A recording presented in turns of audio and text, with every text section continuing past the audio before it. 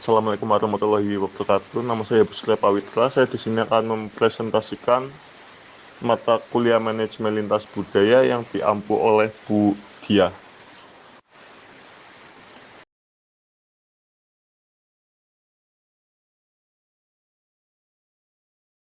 Dengan materi 1. Konsep dasar manajemen lintas budaya, 2. Cultural knowledge, 3.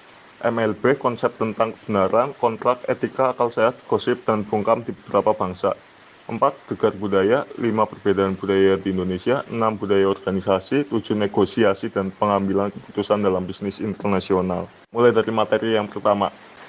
Konsep dasar manajemen lintas budaya. Manajemen lintas budaya adalah ilmu yang berusaha untuk memahami bagaimana budaya nasional mempengaruhi praktek manajemen, mengidentifikasi persamaan dan perbedaan lintas budaya dalam praktek manajemen dan berbagai konteks organisasi, serta meningkatkan efektivitas dalam manajemen global. Hal ini perlu dipahami agar masing-masing perusahaan di berbagai negara dapat memahami dan saling bertukar informasi tentang manajemen di perusahaan di negara tersebut. Mengapa budaya sangat penting? Internal integration, yaitu 1. Dengan adanya budaya maka dapat menyatukan semua anggota dalam organisasi sehingga mereka tahu bagaimana untuk saling berhubungan dan bekerjasama satu sama lain. Budaya membantu anggota organisasi untuk memakan suatu kebersamaan identitas sehingga masing-masing anggota tahu bagaimana mereka dapat bekerja sama secara efektif dan efisien. 3. Budaya dapat menjelaskan bagaimana masing-masing anggota dapat berkomunikasi di dalam organisasi. External adaptation, yaitu 1. Budaya dapat membantu organisasi untuk beradaptasi terhadap lingkungan luar organisasi.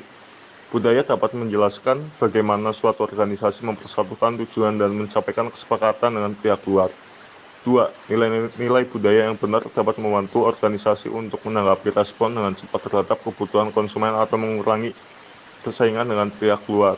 3. Budaya meningkatkan karyawan untuk bersama dan bersatu membuat komunitas organisasi bersama daripada hanya untuk kumpul organisasi yang bersifat individu.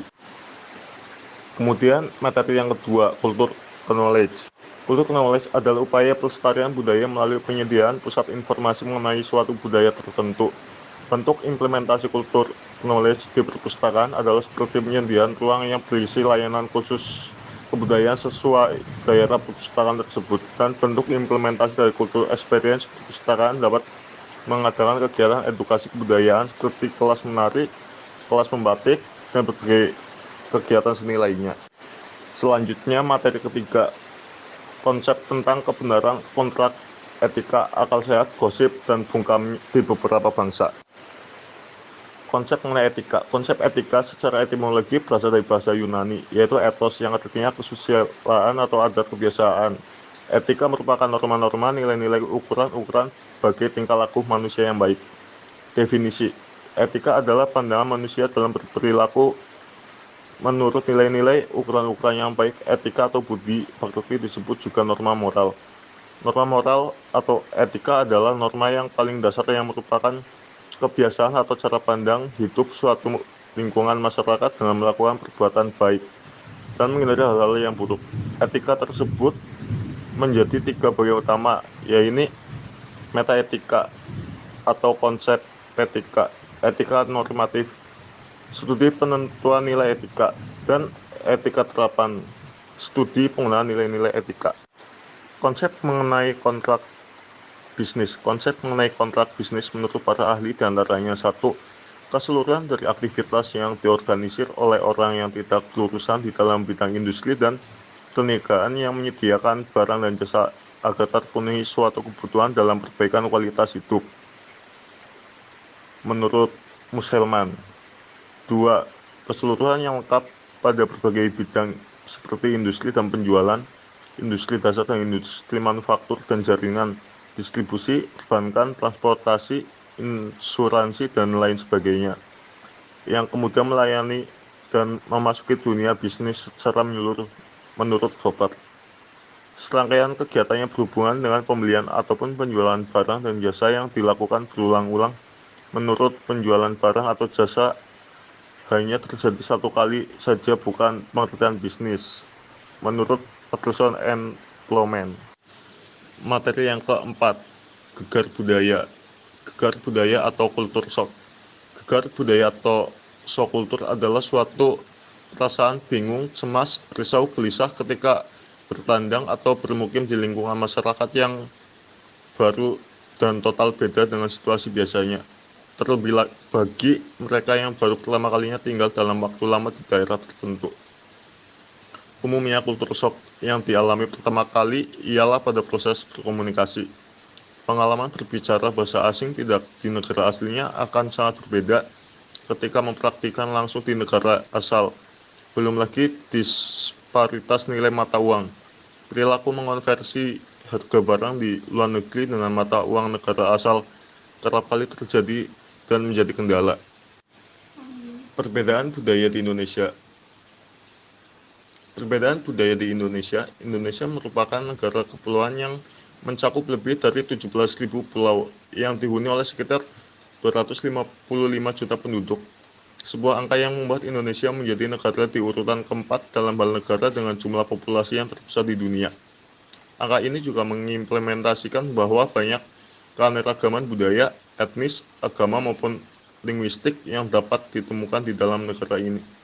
Setiap daerah di Indonesia atau di dunia memiliki ciri khas kebudayaan yang berbeda-beda. Hal ini membuat yang terciptanya keberagaman budaya.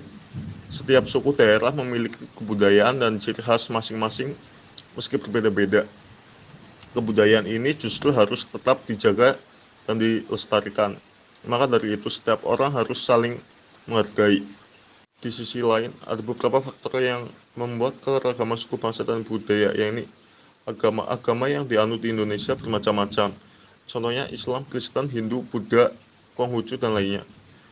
Adat istiadat keragaman budaya di Indonesia disebabkan masyarakat di setiap daerah memiliki suku dan budayanya masing-masing.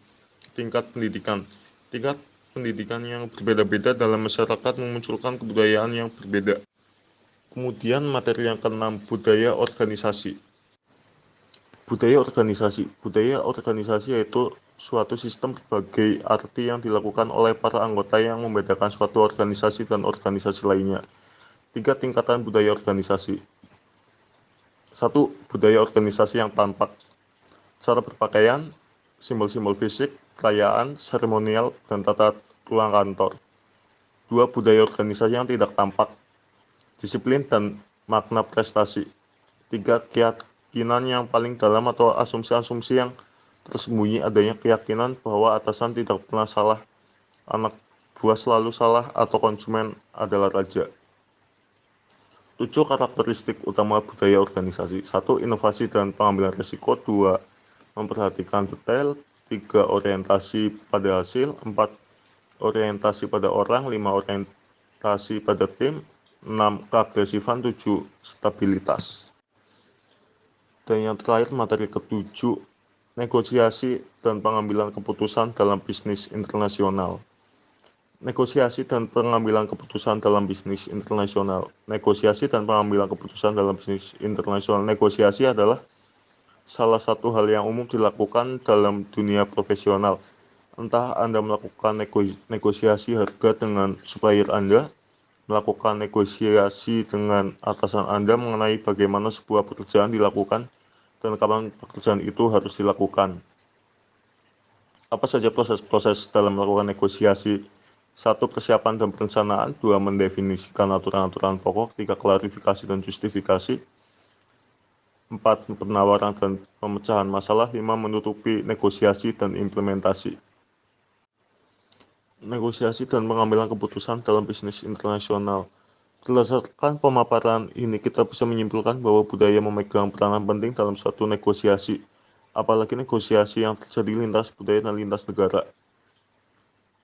Perlu mencatat bahwa negosiasi yang mempertemukan dua kepentingan yang berbeda ini bisa jadi menemukan titik temu yang win-win solution dalam kurung integratif, win-loss solution dalam kurung distributif, atau sama sekali tidak menemukan kesepakatan.